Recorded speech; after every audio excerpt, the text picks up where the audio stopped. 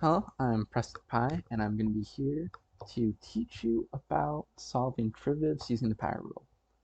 If you need anything else calculus related, then please check out the playlist on my YouTube channel, and I have some other stuff in the description that should interest you. Anyways, let's jump right into this. So, you've been probably solving derivatives using the limit rule, unless you or your professor decide to skip that topic, and that's understandable.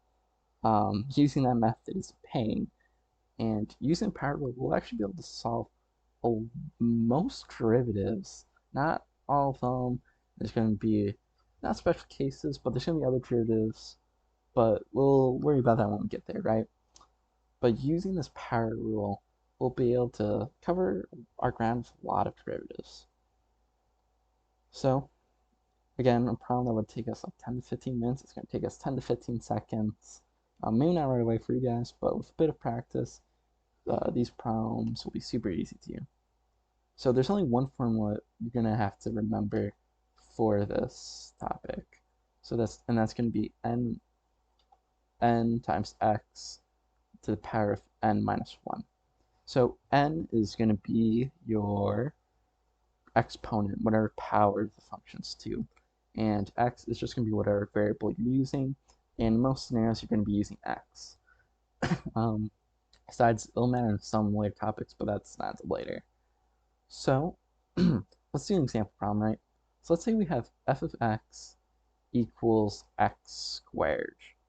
So in this problem right now, we can say that we can see that our n is going to be our 2 and our x is going to be our x. So that's going to be the new thing that's going to might throw you off, like what does n mean? But again, really not bad. It's just whatever power it is. So let's plug this into the formula.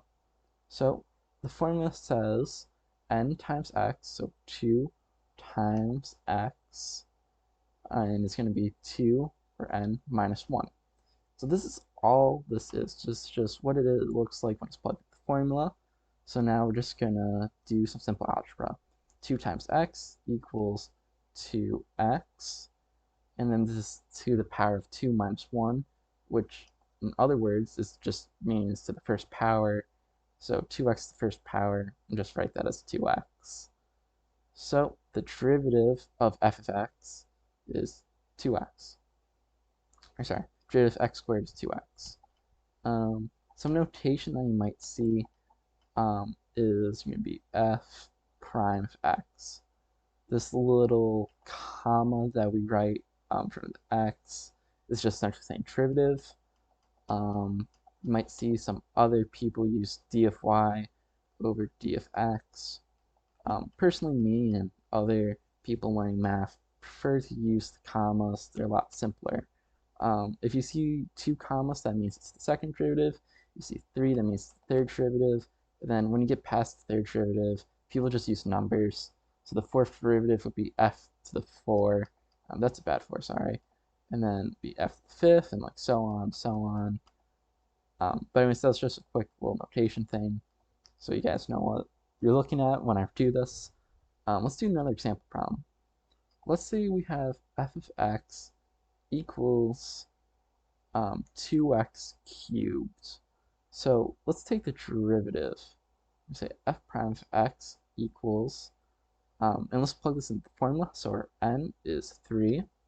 So we're going to have 3 times 2x to the power of 3 minus 1. So that 3 times 2x is going to become 6x. Sorry about that. That's going to become 6x. And it's going to be to the power of 3 minus 1, so that's going to be 2. So the derivative of 2x cubed is 6x squared. The little new part, the little trick, I guess, that could have thrown you off is we have that 2 in the front. All we do is we just do n times whatever number is in that front. So let's say we have f of x equals 4x squared. So this is kind of a simpler problem. I would like if you guys pause this video right now and solve it on your own. Okay, so hopefully you've been able to solve this by now. If you can't, don't worry, we're going to go right over this. So we're going to plug this into the formula. We're going to do 2 times 4x 2 minus 1, and that's just going to become 8x to the first power. And again, we don't have to write that. So it's going to become 8x as our final answer. I'm also not going to show the steps of like the n minus, or sorry, of like the n times x, n minus 1, or what for that problem we did was, I'm not going to show you that, 4 times 2x and like the 2 minus 1. I mean, we've done 3 problems of it right now, so I feel like you guys are probably pretty used to that. So let's make this a bit tougher. Still going to be pretty easy, but this is just going to be an amazing show of why this is so much faster than solving with limits. So let's say we have f of x, where we have x cubed minus x squared. So solving limits, we would have had to done f plus x, and we would have to do h's, and it would have been so much more complicated. But for this, all we have to do is, again, just write our f prime of x. Want to get a good habit of that. And the x cubed right over here is going to become 3x squared. And we're going to keep that minus sign, and that x squared is going to become 2x. Don't forget about the negative sign. And that's going to be a problem. Again, that was a lot quicker, and solving for limits probably would have taken you like 5 to 10 minutes. It's still good to know how to solve limits, but again, this is significantly quicker than solving my limits. So I'm going to give you guys an example problem. Let's say we have g of x equals x cubed minus x. So actually, no, I'll go over this problem. Let's say we have x cubed plus 4. So I'm just going to take derivative of this, and that's going to be 3x squared. So if you don't remember from last lesson, whenever we have a constant like 4, whenever we take the derivative of a constant, it just becomes 0. So really, we can write this as 3x squared plus 0, but you obviously don't have to write plus 0. So, and if you were curious what makes something a constant, something's a constant when it doesn't have a variable like x attached to it, or y, or so on, when it's just by itself, when it's alone. So when you take the derivative, it goes away. And that's pretty simple. Just wanting you guys to know that. And me changing g of x, still the same thing, we're just using a different letter. Most often you'll see f and g. You probably won't really see anything else. Unless maybe it's in the context of a word problem, but you'll pretty much just see f, g, and actually h of x you'll see as well. So let's do a problem. But I want you guys to solve this one by yourself. Let's do 5x squared plus 3x minus 6. So pause the video, take as much time as you want, and then unpause when you're ready for the answer.